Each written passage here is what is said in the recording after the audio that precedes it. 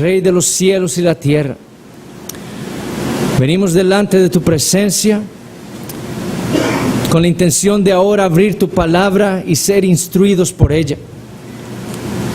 Y para ello, Señor, reconociendo lo que somos, nuestra debilidad, venimos a clamarte a ti por la ayuda de tu Espíritu Santo. Envíalo a Él con poder para que Él sea quien nos abra los ojos por medio de tu palabra y ver las maravillas de nuestro Señor Jesucristo. Que hoy, Señor, seamos exhortados, corregidos, consolados. Que sobre todas las cosas, hoy, Señor, tú salves a aquellos que no están en el Señor Jesucristo. Oh Padre Santo, bendice esta tarde tu palabra. Que tu Espíritu Santo nos ayude. Te lo pedimos en los méritos de tu Hijo Jesucristo. Amén. Podemos tomar asiento, hermanos y amigos. Abrimos nuestras Biblias en la epístola a los Hebreos, capítulo 8. Epístola a los Hebreos, capítulo 8.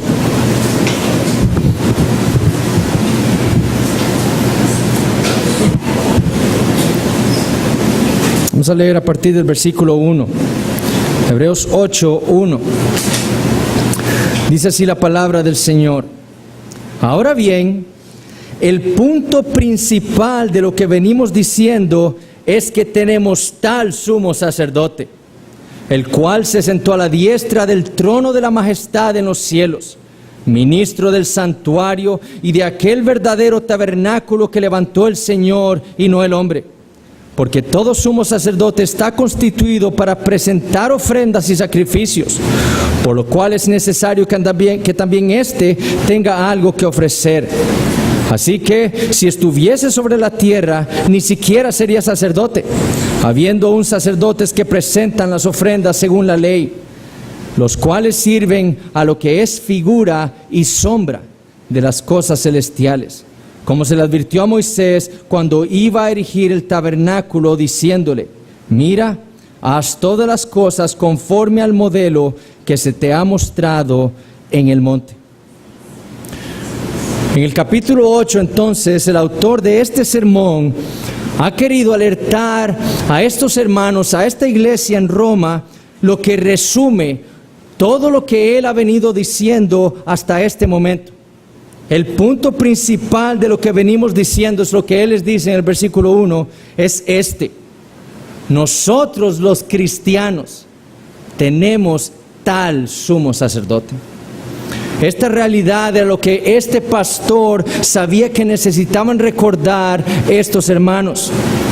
Era lo que muy probablemente por causa de su propia negligencia, habiéndose dejado de congregar algunos, habiendo dejado de estudiar la palabra y de meditar en ella concienzudamente, dejándose de congregar, muchos de ellos habían llegado a olvidar esta verdad.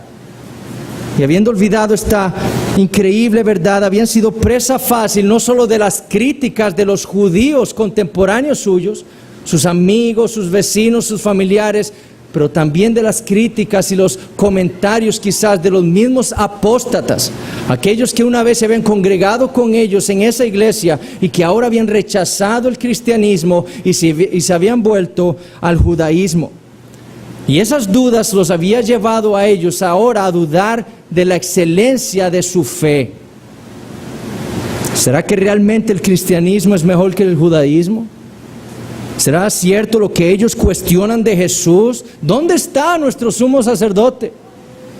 ¿Será bueno entonces sufrir tanto por él? Porque eso es lo que estaban padeciendo ellos, una gran persecución. Y así estaban, como les dijo el autor en el capítulo 2, desviándose peligrosamente.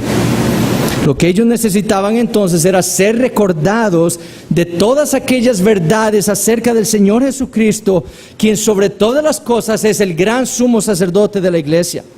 Y el autor ha estado demostrándole una y otra vez a esta congregación por medio de las Escrituras esta sencilla verdad. Y ahora, como ese buen maestro, aquel que desea puntualizar y decirle a sus estudiantes, esto es lo que les voy a preguntar en el examen, ahora les resume esto. Este es el punto principal. Jesús es nuestro gran sumo sacerdote. Esa es la verdad, ese es el resumen de todo lo que les ha hablado hasta este momento.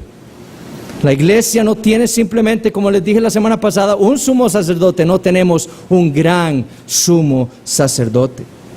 Y a manera de resumen, el autor procede entonces en estos 5 versículos a describir las excelencias de Cristo como nuestro sumo sacerdote.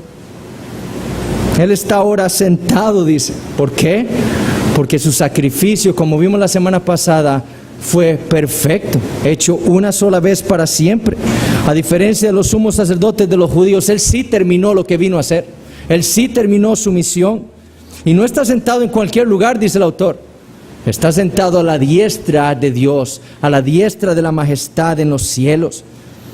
A diferencia de los sumos sacerdotes judíos, Él ha sido exaltado al lugar de toda autoridad y dominio.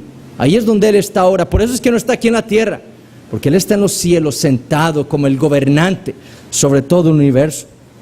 Sin embargo, como nuestro sumo sacerdote en los cielos, Él no ha dejado de servirnos. Él está allá, nosotros aquí, pero Él sigue allá sirviéndole a su pueblo. Él les sirvió ya ofreciendo el sacrificio perfecto a sí mismo, sin pecado y sin manchas de cordero. Y ahora está en el cielo también sirviéndole a su pueblo. Pero no está sirviéndole en cualquier santuario, Él está sirviendo en el santuario verdadero, en el tabernáculo verdadero, no el que levantó un hombre en el desierto, sino el que levantó Dios en los cielos. Ahora recuerden el pasaje en Marcos capítulo 13, cuando Jesús viene saliendo del templo y está con sus discípulos, y sus discípulos le dicen al Señor, Maestro, mira qué piedras. ¿Qué edificios? Le decían él al Señor. Ellos estaban impresionados con esa estructura que era el templo. Magnífico. Y eso que ese templo no se podía comparar al primer templo de Salomón en belleza, pero era una gran edificación. Y estos judíos quizás le decían, vean nuestro templo en Jerusalén. ¿Dónde está su sumo sacerdote sirviendo? Nuestro sirve en ese gran edificio.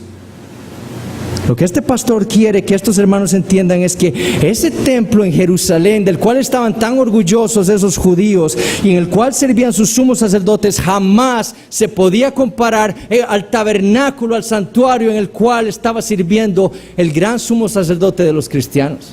Jamás.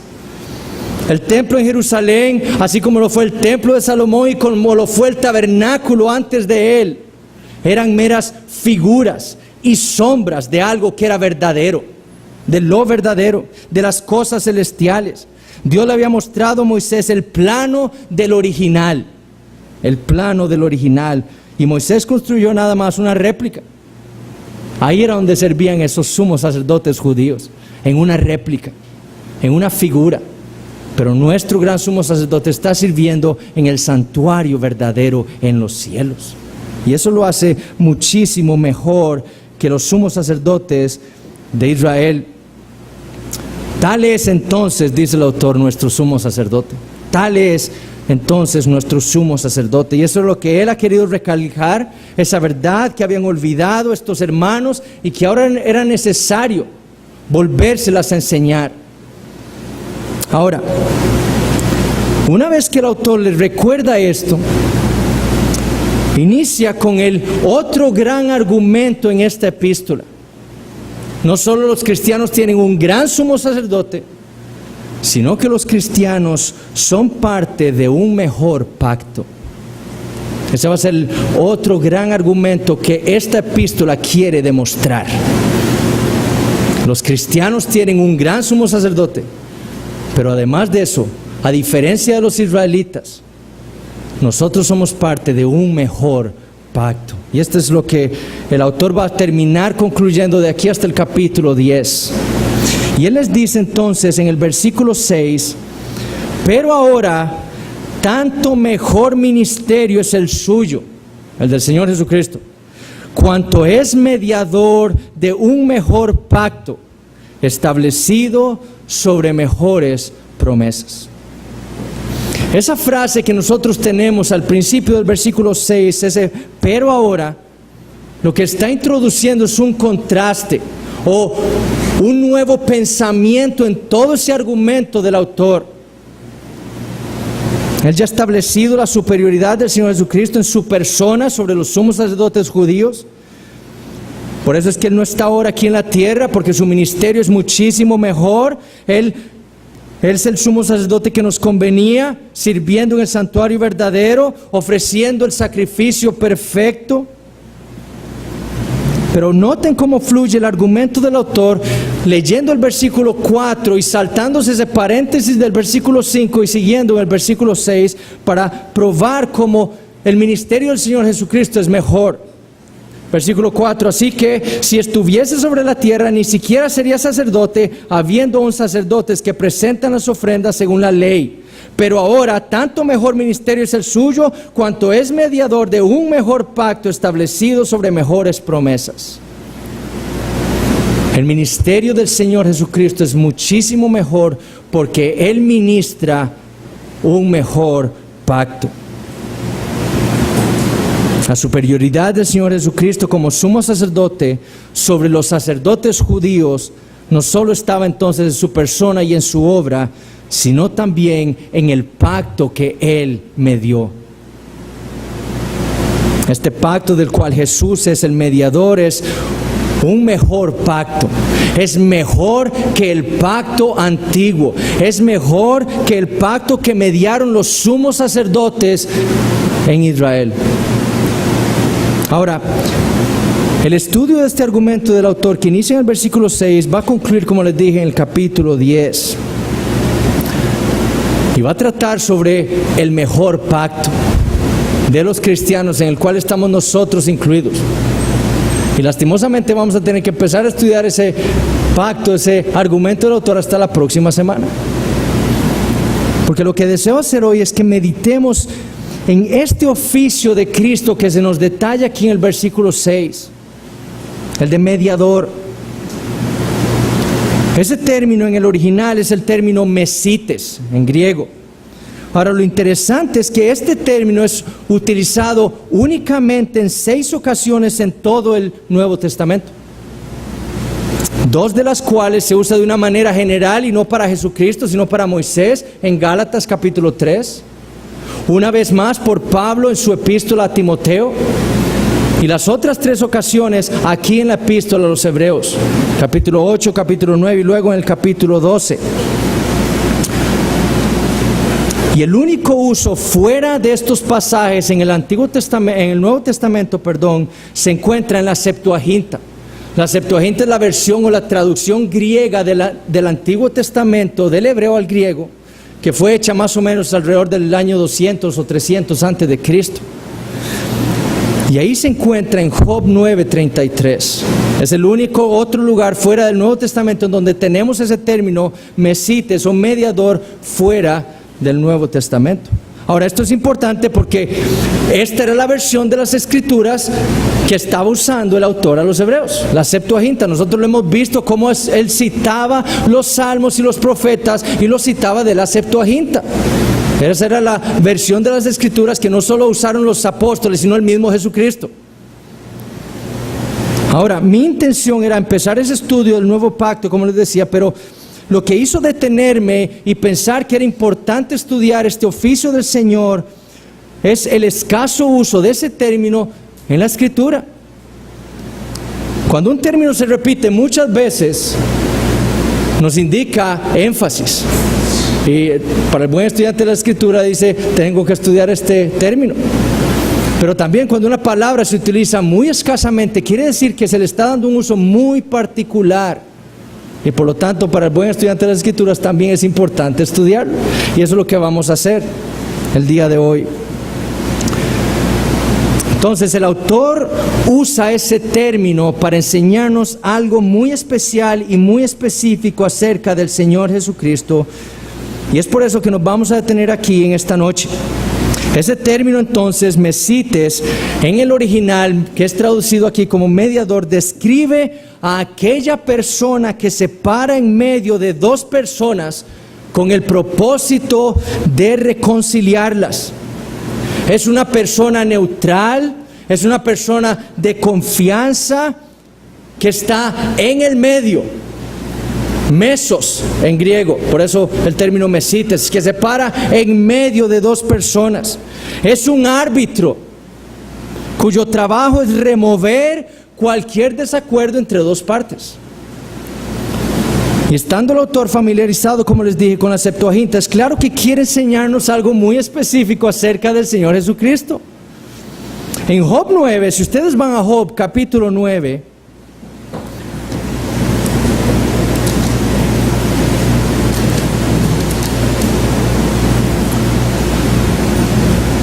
Job está reconociendo en ese pasaje que él es nada más que un hombre, un impío, y por lo tanto él no tiene ningún derecho de ir directamente a Dios con un reclamo. Su deseo, el deseo de Job es el de un mediador. Él busca en todo el antiguo pacto y no hay nadie que medie por él. El deseo de Job es el de un mediador. Él sabe que esto es lo que él necesita. Y en Job 9:33 él dice: no hay entre nosotros, entre mí y entre Dios, árbitro que ponga su mano sobre nosotros dos. Que ponga su mano sobre nosotros dos. No hay alguien, un árbitro que medie entre Dios y entre mi persona. Término usado ahí por los que tradujeron el hebreo del Antiguo Testamento al griego fue ese término mesites. Lo que nosotros tenemos como árbitro es el mismo término mesites usado por el autor a los hebreos en el capítulo 8, mediador. No hay entre nosotros mediador que ponga su mano sobre nosotros dos. Y eso es precisamente lo que afirma el autor a los hebreos. El Señor Jesucristo es para los cristianos ese mediador que Job tanto anhelaba.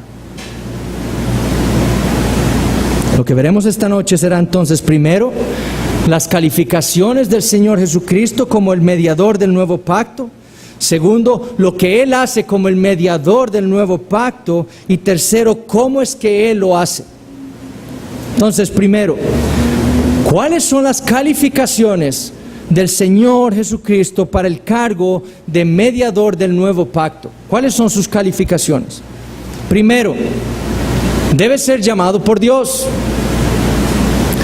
La realidad es que nadie puede servirle a Dios en algún ministerio si no es que Dios lo ha llamado primero, si no es que Dios lo ha dotado con dones para tal ministerio. Lo que afirmó nuestro autor, por ejemplo, en el capítulo 5, es que nadie, por ejemplo, podía tomar el oficio del sumo sacerdocio si no había sido llamado por Dios para ello. En Hebreos 5, versículos 1 al 4, el autor dice: porque todo sumo sacerdote tomado de entre los hombres es constituido a favor de los hombres en lo que a Dios se refiere. Es decir, Dios los toma de entre los hombres y los constituye como sumos sacerdotes en favor del pueblo. Versículo 4, y nadie toma para sí esta honra sino el que es llamado por Dios. Nadie podía tomar el oficio del sumo sacerdote si no había sido llamado por Dios. Y así tampoco nadie podía tomar el rol o el oficio de mediador entre el pueblo de Dios y Dios si Dios no lo llamaba para tal cargo. En el Antiguo Testamento nosotros tenemos un ejemplo muy triste y que quizás el pastor Alexander nos lo vaya a explicar con mucho más profundidad en esta excelente serie de Judas dentro de unas 2 semanas, me imagino, cuando hable del ejemplo de Coré. En Números 16 nosotros leemos de la rebelión de Coré contra Moisés y Aarón. Y sabemos lo que originó ese intento de traición por la boca o por lo que dijo Moisés acerca de esto. Cuando llegaron Coré, Datán y Abiram con 250 de los príncipes de Israel, a Moisés y Aarón quejándose, acusándoles de que ellos estaban levantando con autoridad contra el pueblo de Israel. Moisés les dijo esto en Números 16:9. ¿Os es poco que el Dios de Israel os haya apartado de la congregación de Israel, acercándoos a Él para que ministréis en el servicio del tabernáculo de Jehová y estéis delante de la congregación para ministrarles? Coré y los levitas habían sido llamados por Dios para ministrarle como levitas al pueblo de Israel, pero para ellos eso no era suficiente. Coré deseaba algo más, y Moisés le dice en el versículo 10: ¿y qué te hizo a ti? ¿Y qué te hizo acercar a ti y a todos tus hermanos, los hijos de Leví, contigo? ¿Procuráis también el sacerdocio? Lo que este israelita deseaba era convertirse, era suplantar, quitar a Aarón y ponerse él como el sumo sacerdote de Israel, como aquel que mediara entre Dios y el pueblo de Israel. Pero el problema era que Dios no lo había llamado a Coré para tal oficio. En Éxodo 28, versículo 1, Dios le dice a Moisés que él debía llamar a Aarón y a sus hijos, y ellos serían sus sacerdotes. Ellos serían los sumos sacerdotes del pueblo de Israel, quienes mediarían entre Dios y el pueblo. Aarón y sus hijos, no Coré. Lo que Coré estaba haciendo no era traicionando o rebelándose contra Moisés o Aarón, era traicionando y rebelándose contra Dios. Por eso Moisés le dice: por tanto, tú y todo tu séquito sois los que os juntáis contra Jehová. Dios había llamado a Aarón y a sus hijos, y el pecado de Coré fue tan terrible que Dios abrió la tierra y se tragó vivo a Coré y a toda su familia, y después envió fuego y consumió a todos esos 250 príncipes que se habían juntado con él. ¿Por qué? Porque quisieron tomar algo que Dios no les había dado. Esto es lo que ha venido diciendo el autor a los Hebreos. Así como Aarón fue llamado en el antiguo pacto para servir como sumo sacerdote, como ese mediador entre Dios y el pueblo de Israel, asimismo fue Cristo llamado por Dios para servir como el mediador del nuevo pacto. De nuevo llevo su atención a Hebreos 7:28. El autor dice: porque la ley, es decir, el antiguo pacto, constituye sumos sacerdotes a débiles hombres, pero la palabra del juramento posterior a la ley, al Hijo, hecho perfecto para siempre. Es decir, el antiguo pacto constituía hombres débiles de la familia de Aarón como mediadores entre Dios e Israel. Pero en el nuevo pacto, no por la ley, sino por un juramento posterior a la ley, se le dio ese cargo, o Dios le dio ese cargo al Señor Jesucristo. Solamente Él podía servir como el mediador del nuevo pacto. Por eso le fue dado a Él y fue llamado para esto. Esto es lo que el autor afirma en este versículo, haciendo referencia al Salmo 110:4. ¿Cuál es el juramento hecho posterior a la ley sino Salmo 110:4? Juró Jehová y no se arrepentirá: tú eres sacerdote para siempre según el orden de Melquisedec. Esa fue la palabra del juramento que constituyó a nuestro Señor Jesucristo como el sumo sacerdote, como el mediador del nuevo pacto. Y por medio de ese juramento lo llamó a Él para servir a su pueblo, a la iglesia, a la comunidad del nuevo pacto. No bajo el orden del pacto antiguo, sino que debido a que vendría un nuevo pacto, fue ordenado bajo un nuevo orden, el de Melquisedec.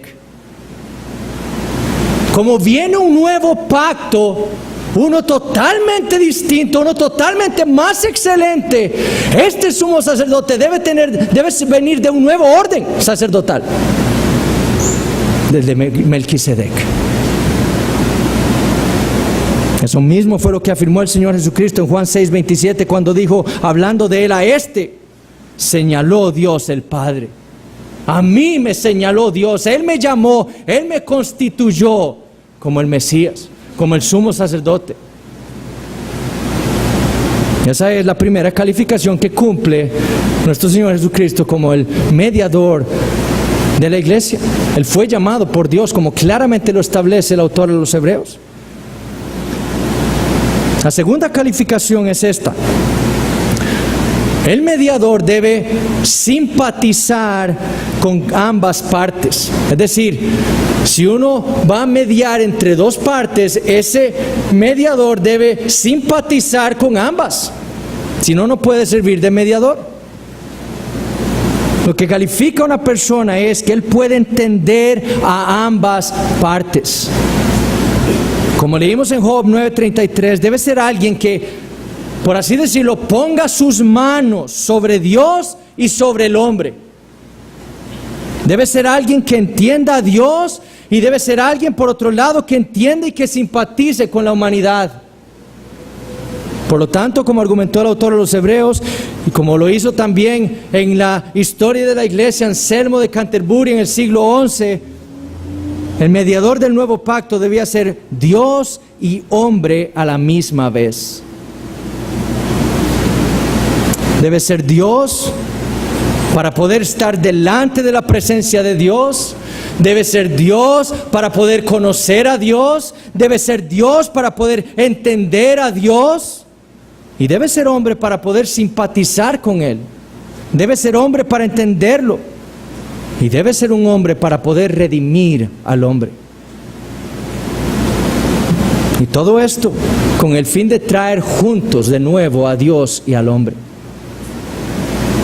Una y otra vez esto es lo que afirma el autor a los Hebreos.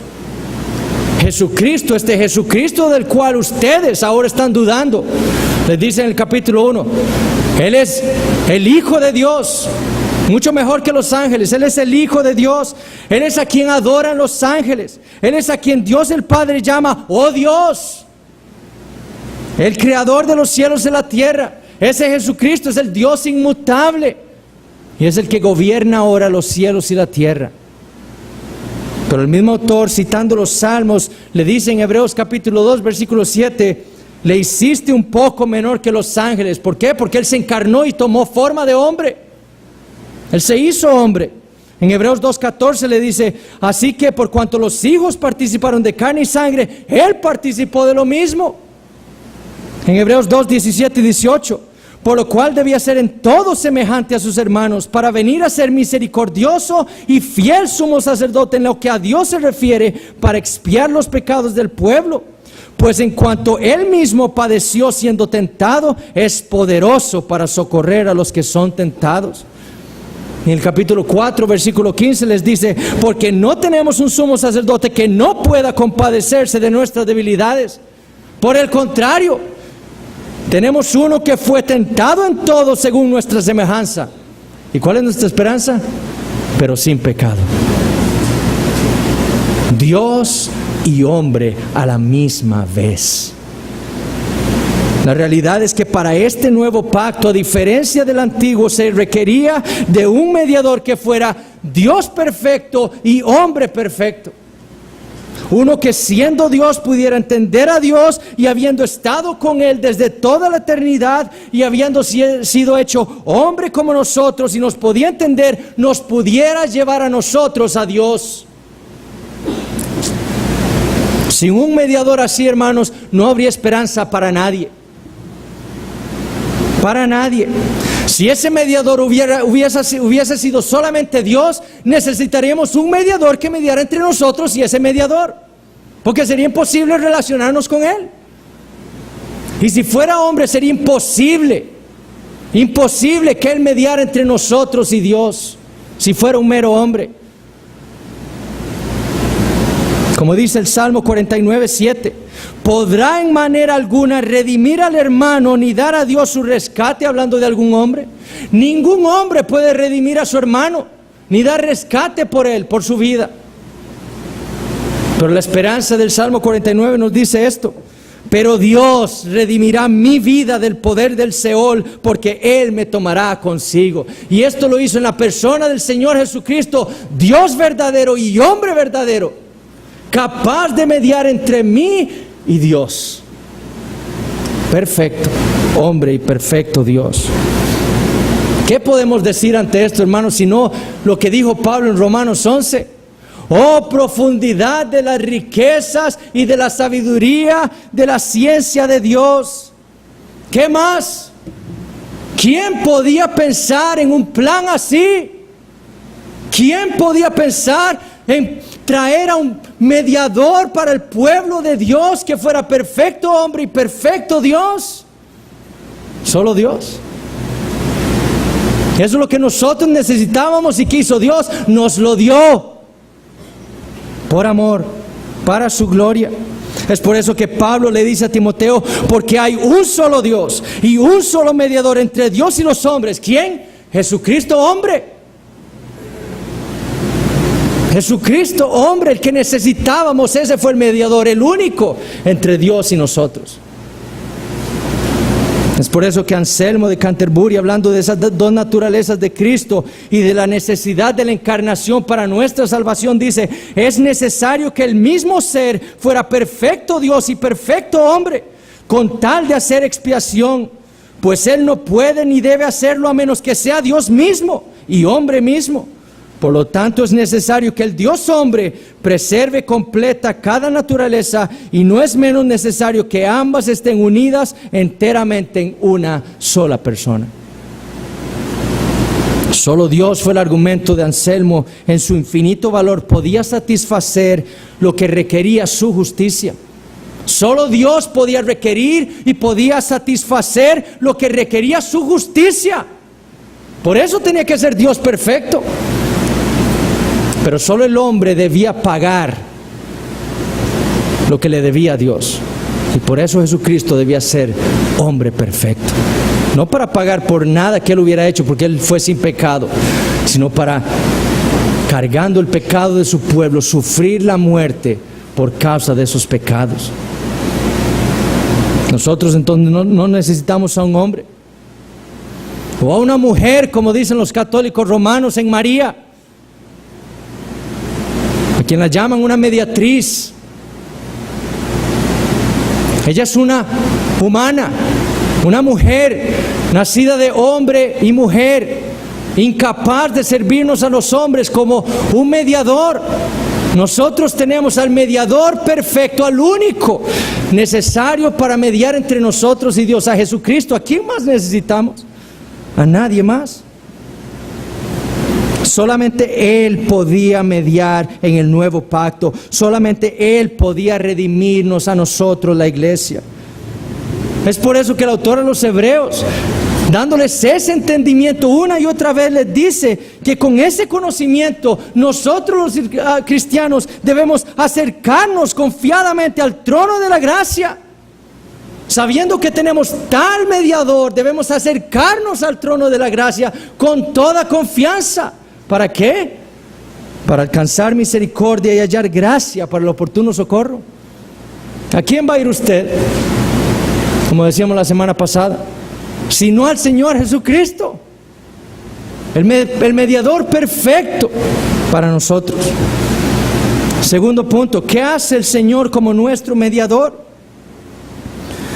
Y lo que nos dice la Escritura es que el mediador del nuevo pacto cumple al menos dos oficios o dos roles, o hace dos cosas como mediador. Primero es el reconciliador entre Dios y el hombre. Es quien reconcilia a ambos. La primera realidad bíblica es que Dios es el creador y gobernador de todo el universo. Él nos creó a todos nosotros. Él nos dice cómo es que nosotros debemos vivir, porque Él es nuestro creador.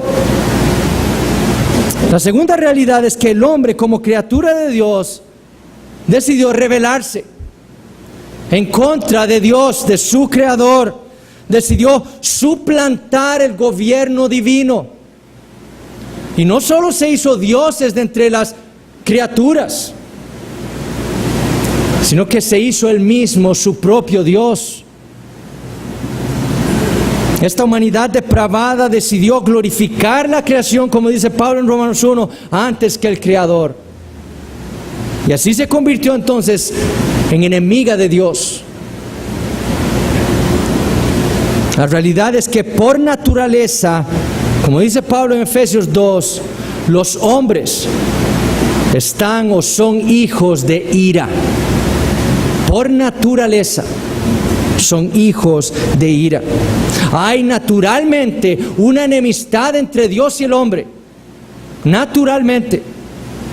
Entre un Dios que es santo y perfecto, un Dios que es justo y bueno, y siendo el hombre natural, rebelde y pecador, un hombre impío e injusto, existe entonces una enemistad entre ambas partes.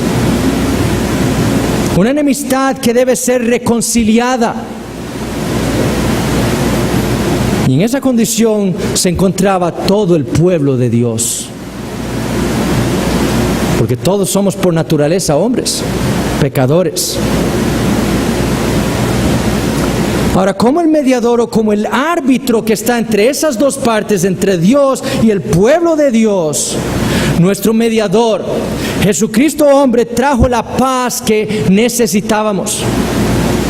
Pablo le dijo a los corintios, él le dijo esto, que Dios estaba en Cristo reconciliando consigo al mundo. A los romanos Pablo les dijo, justificados pues por la fe, tenemos paz para con Dios por medio de nuestro Señor Jesucristo. Unos versículos más adelante, en Romanos capítulo 5, Pablo concluye diciéndoles, porque si siendo enemigos fuimos reconciliados con Dios por la muerte de su Hijo, mucho más estando reconciliados seremos salvos por su vida. Jesucristo entonces, como el mediador del nuevo pacto, es a quien Dios envió en ese plan eterno de la redención para reconciliarse Él con su pueblo. ¿Por qué? Porque con ellos tenía una enemistad por causa de la rebeldía, de los pecados de todos ellos, de todos nosotros. Y esa es una de las cosas que hace nuestro mediador. Nos reconcilia, nos trae la paz, quita la enemistad que hay entre nosotros y Dios. La segunda cosa que hace Jesucristo como nuestro mediador es que actúa como ese canal de comunicación entre Dios y su pueblo. Si es mediador, no solo nos va a reconciliar, sino que va a servir como ese canal de comunicación entre Dios y el hombre. Y después vamos a ver entre el hombre y Dios. En su carta a los Gálatas, Pablo afirma que la ley fue dada a Israel por medio de un mediador, Moisés. Pablo les dijo, entonces, ¿para qué sirve la ley? Fue añadida a causa de las transgresiones hasta que viniese la simiente a quien fue hecha la promesa. Y fue ordenada por medio de ángeles en mano de un mediador, Moisés. Ese mediador entonces fue escogido por Dios, Moisés, para que Dios le comunicara por medio de él a Israel su ley. Moisés era ese mediador que le comunicó al pueblo de Israel la voluntad de Dios, su ley. Es lo mismo que Moisés le recuerda a Israel en Deuteronomio 5. Él dice en versículo 4, cara a cara habló Jehová con vosotros en el monte de en medio del fuego. Yo estaba entonces entre Jehová y vosotros para declararos la palabra de Jehová. ¿Ven ahí? Yo estaba entre ustedes y Dios. ¿Para qué? Para declararles a ustedes la palabra de Jehová. Porque vosotros tuvisteis temor del fuego y no subisteis al monte. Bueno, eso mismo es lo que hace nuestro Señor Jesucristo como nuestro mediador, como el mediador del nuevo pacto. Él está puesto entre Dios y nosotros, su pueblo, para comunicarnos la voluntad de Dios. El apóstol Juan, escribiendo en el capítulo 1 de su evangelio, dice: pues la ley por medio de Moisés fue dada, pero la gracia y la verdad vinieron por medio de Jesucristo. A Dios nadie le vio jamás. El unigénito Hijo que está en el seno del Padre, Él le ha dado a conocer. Es decir, no solo es Jesús quien sirve como ese canal de comunicación entre Dios y el pueblo de Dios, para decirnos a nosotros cuál es su voluntad, sino que Él es también quien nos comunica a Dios, quien nos interpreta a Dios. Él es la exégesis del Padre, lo que dice Juan 1:18. Quien interpreta a Dios Padre es el Señor Jesucristo. Usted quiere conocer a Dios, ve a Cristo. Usted quiere saber cómo es Dios, ve a Cristo. Porque Él es la exégesis del Padre, la interpretación del Padre, quien le ha dado a conocer. Lo mismo dijo el autor de este sermón a los Hebreos, capítulo 1. Dios, habiendo hablado muchas veces y de muchas maneras en otro tiempo a los padres por los profetas, en estos postreros días, ¿qué dice? Nos ha hablado por el Hijo. Como un mediador Él está puesto entre Dios y el pueblo de Dios. ¿Para qué? Para hablarnos, para que Dios nos hable a nosotros, para servir como ese canal de comunicación entre Dios y la iglesia. Es decir, no solo como afirmó el apóstol Pedro, que todas las cosas que pertenecen a la vida y a la piedad nos han sido comunicadas a nosotros por medio de Cristo, sino también Él nos comunica la voluntad de Dios a nosotros, su palabra. En su oración intercesora, ¿qué fue lo que hizo el Señor Jesucristo? ¿Qué fue lo que oró al Padre? Juan 17: he manifestado tu nombre a los hombres que del mundo me diste. He manifestado tu nombre, porque las palabras que me diste les he dado. Y más adelante le dice: yo les he dado tu palabra. Eso es lo que Él hace como el mediador. Nos habla la palabra de Dios, nos da a conocer el nombre grandioso de Dios.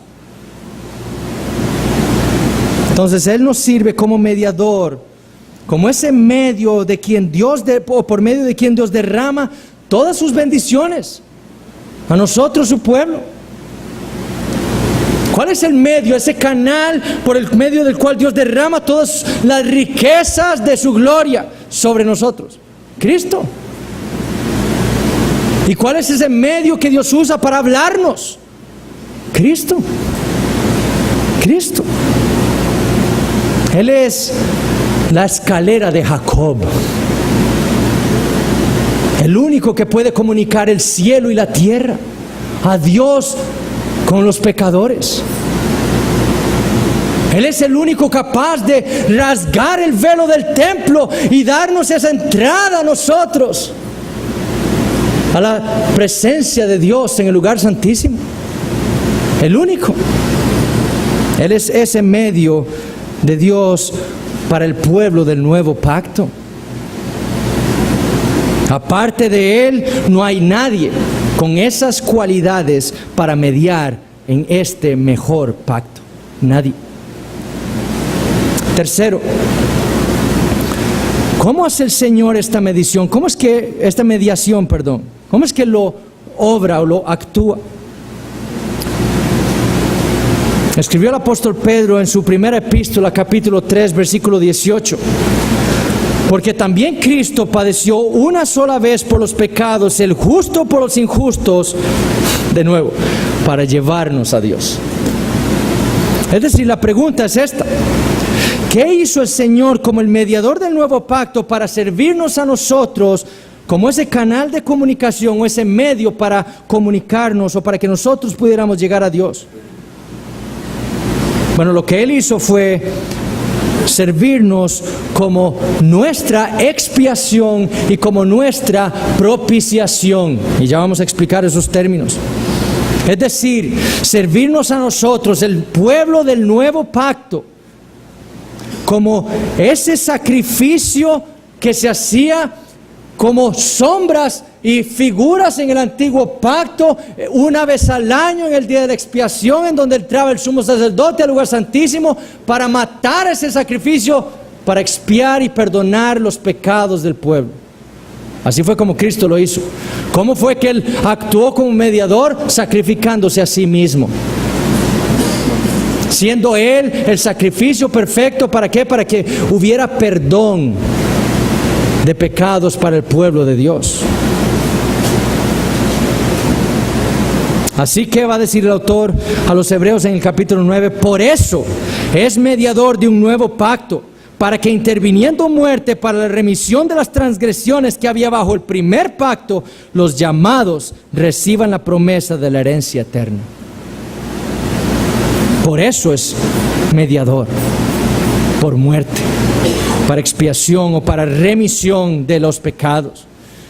Y Pablo, hablándole a los romanos, le dijo, siendo, como ya leímos, siendo justificados gratuitamente por su gracia, mediante la redención que es en Cristo Jesús, a quien Dios puso como propiciación.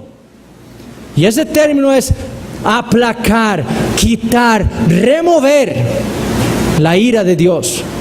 Dios lo puso a Jesucristo como propiciación por medio de la fe en su sangre para manifestar su justicia. Es decir, Dios dio a su Hijo Jesucristo para que en su muerte Él quitara y removiera la ira de Dios que estaba puesta sobre la iglesia por causa de nuestros pecados. Así fue como Dios hizo o sirvió como ese canal de comunicación entre Dios y su pueblo, sacrificándose para perdón de pecados y sirviendo como aquel que quita y remueve esa ira de Dios que estaba puesta sobre nosotros por causa de nuestra maldad. El Padre lo envió, el Hijo accedió, el Espíritu Santo lo ejecutó y toda la Trinidad llevó a cabo el plan eterno de la redención en favor de su pueblo. Porque el gran error es decir, Jesucristo, Dios el Padre estaba enojado y Cristo tuvo que venir, Padre, por favor, yo voy a salvar a tu pueblo. Ese es un error. Dios dio a su Hijo para salvar a su pueblo. Ciertamente Él estaba enojado, pero porque estaba enojado, dio al perfecto sacrificio. ¿Para qué? Para reconciliarse con su pueblo. Pero Dios el Padre lo dio a su Hijo, el que no escatimó a su propio Hijo, sino que lo entregó por todos nosotros. Esa es la verdad bíblica. El Dios del Antiguo Testamento no es un ogro como pensaban muchos. Es el mismo Dios de amor que nos es manifestado en Jesucristo, en la cruz. Y Cristo, para estar delante del trono de Dios, se para ahí en favor de su pueblo y dice, Señor Padre, perdónalos por mi causa, por mi sangre derramada en favor de ellos, perdónalos. ¿Y qué hace el Padre? Nos perdona. Eso es lo que Él hizo como nuestro mediador. Dios nos salva y nos perdona. Y esa salvación, mis hermanos, por causa de esa perfecta mediación, es una salvación perfecta, completada. No solo nos salva, sino, hermanos, que nos mantiene en el presente salvos. De nuevo Pablo le dijo a los romanos, porque si siendo enemigos fuimos reconciliados con Dios por la muerte de su Hijo, mucho más ya ahora, estando reconciliados, seremos salvos. Si Dios envió a su Hijo para morir, para reconciliarnos a nosotros con Él, ahora ya reconciliados, mucho más seremos salvos. Más adelante Pablo en Romanos 8 les dice a los romanos, ¿quién es el que condenará?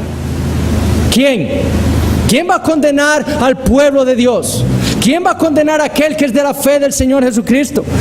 Cristo es el que murió, más aún el que también resucitó, el que además está a la diestra de Dios, el que también intercede por nosotros. ¿Cómo se va a perder un creyente si tiene un intercesor en los cielos que ahora, hoy en el presente, está intercediendo por nosotros? Por lo cual le dice en el versículo 38, estoy seguro de que ni la muerte, ni la vida, ni ángeles, ni principados, ni potestades, ni lo presente, ni lo porvenir, ni lo alto, ni lo profundo, ni ninguna otra cosa creada, ni siquiera yo mismo, nos podrá separar del amor de Dios que es en Cristo Jesús, Señor nuestro. Nada podrá separarnos. Nada, dijo el Señor Jesucristo, podrá arrebatarnos de su mano. Porque Él es el perfecto mediador, el perfecto salvador, el perfecto intercesor, el perfecto sacrificio. Y su mediación es perfecta. Tal sumo sacerdote tenemos. Y esto es algo que para estos hermanos en Roma era tan importante escuchar y entender. ¿Por qué? Porque ellos estaban viviendo la apostasía. Personas que estuvieron años con ellos, profesando fe, cantándole a Dios, orando con ellos. Y un día dijeron, estoy cansado del cristianismo. No sirve, lo único que tengo es persecución, me voy. Según ellos, era una mejor religión el judaísmo. Y el mayor acto de apostasía que cometieron fue ¿cuál? Continuar ofreciendo sacrificios en el templo, llevando cada año un sacrificio, habiendo entendido lo que Jesucristo había hecho. Ellos dijeron, ese sacrificio de Cristo no me sirve para nada. Voy a sacrificar yo un animal. Y para estos hermanos era algo tan vital entender esta realidad, tan vital. Salieron de nosotros, dijo Juan, pero no eran de nosotros. ¿Por qué? Porque si hubiesen sido de nosotros, habrían permanecido con nosotros. ¿Por qué? Porque el que tiene a este perfecto mediador que es Jesucristo, tiene una salvación totalmente asegurada.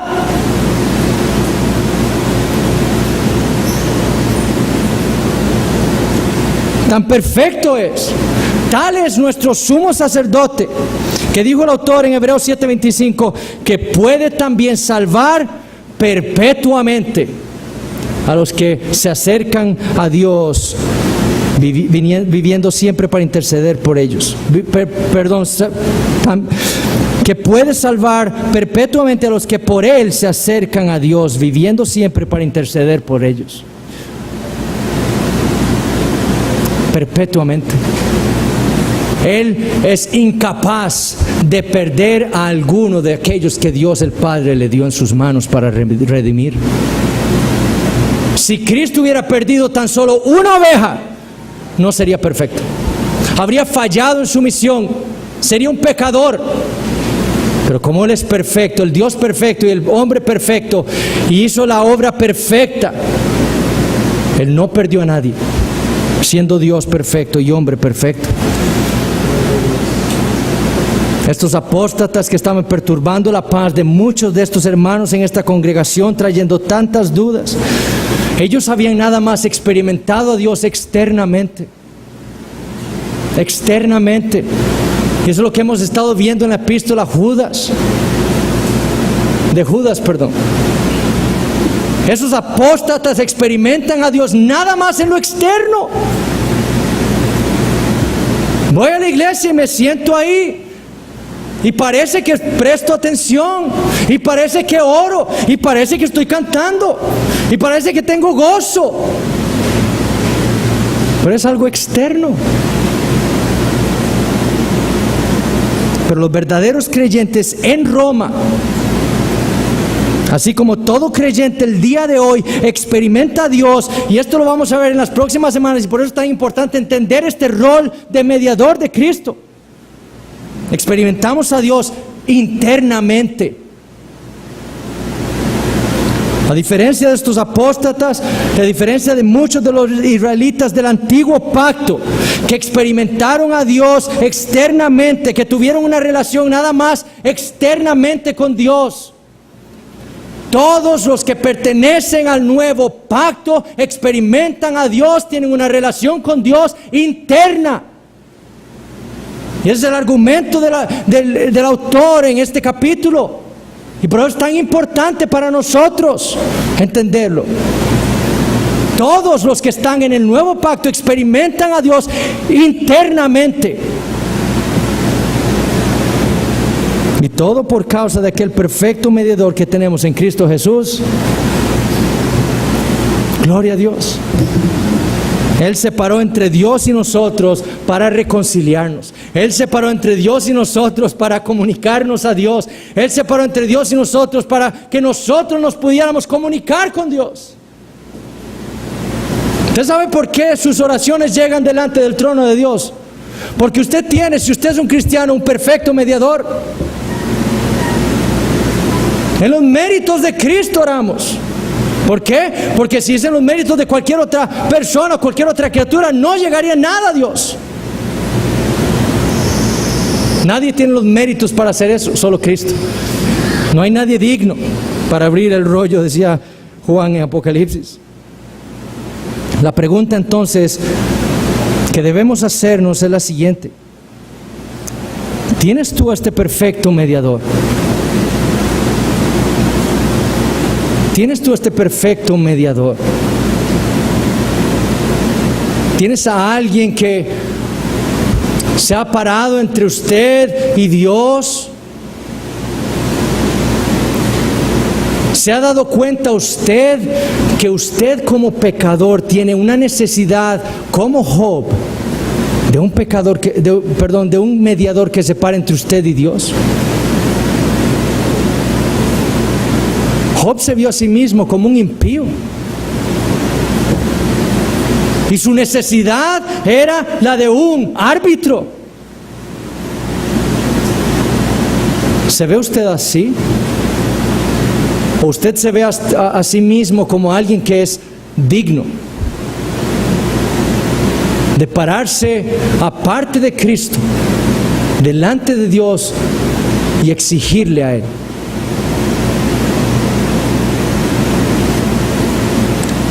Si esto es lo que usted ve en su vida, usted debe entender lo que Job entendió.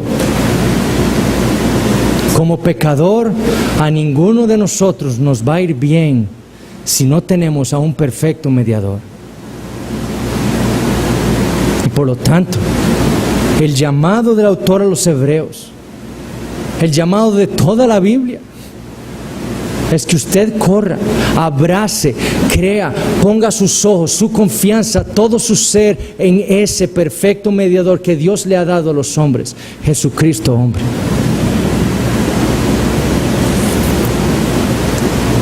Yendo a Él, sepa eso, Dios se va a comunicar con usted y usted se va a poder comunicar con Él y va a experimentar ese nuevo nacimiento, esa nueva vida que usted no tiene ahora y que necesita si usted va a ver el reino de los cielos. Oremos. Padre Santo, te damos gracias por tu palabra.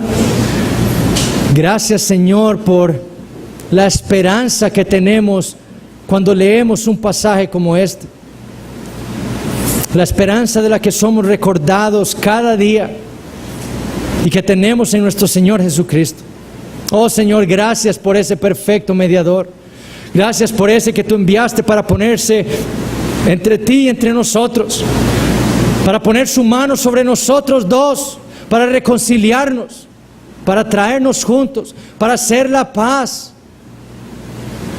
Oh Señor, que cada día más nosotros como creyentes fijemos más nuestros ojos sobre Él y querramos entonces vivir para Él.